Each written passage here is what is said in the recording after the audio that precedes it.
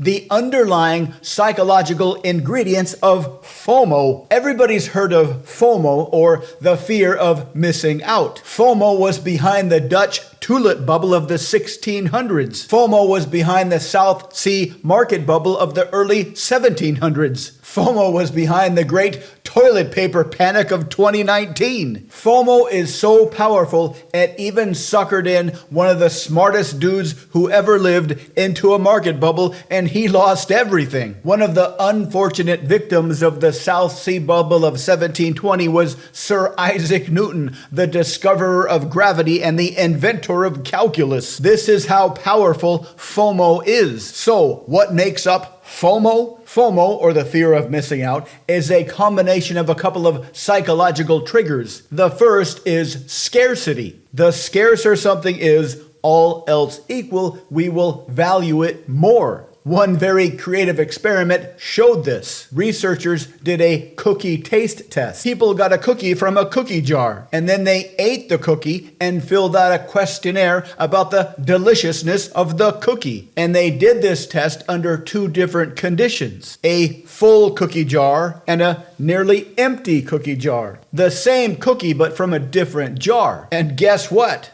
The cookies from the nearly empty cookie jar were rated as being more delicious than the cookies from the full cookie jar. So even the taste of a cookie is affected by scarcity. The second psychological trigger is social proof. We tend to want to do what everybody else is doing. The Ash conformity test famously showed that 2/3 of people would rather choose the wrong answer to a simple question and follow the crowd than choose the right answer to the simple question and go against the crowd. So what happens when we combine scarcity and social proof? Everybody is doing something, and that makes you want to do that thing. So right off the bat, we are compelled to follow the crowd. But what if that crowd is getting something, and the more they get that thing, the more scarce that thing becomes? This adds another dimension to scarcity, a scarcity of time. Not only is that thing that everybody is getting becoming more scarce,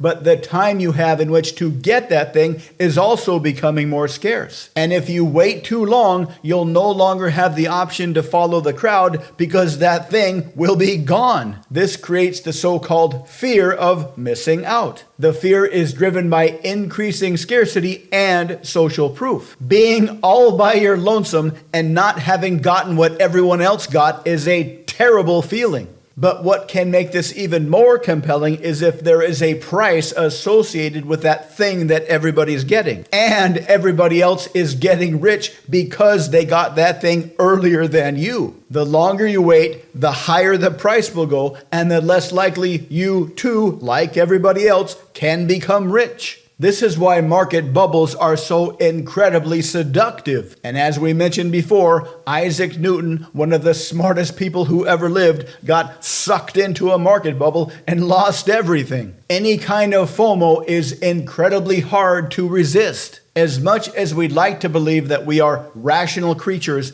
our instincts are far more powerful than our rational, logical thinking brain. If it were easy to just ignore our instincts, nobody would ever cheat on their partner and nobody would be overweight. So, to protect yourself against getting sucked into FOMO, ask yourself a few questions before you act. Would you be doing that if nobody else was doing that? Could it be possible to wait a week or so before you do the thing, or do you need to do it right now? Did you find out about that thing by yourself, or were you made aware of it by other people that were already getting that thing? Tough questions, yes. But as Newton found, losing all your savings in a market bubble isn't a pleasant experience. But if you are a marketer or a persuader, FOMO can be incredibly useful in persuading people to do whatever it is you would like them to do. If you can take your product or your idea and leverage both scarcity and social proof, you can get a lot of people to go along with you. If you want to become more persuasive, if you want to become more charismatic and confident, if you want to kick social anxiety forever to the curb,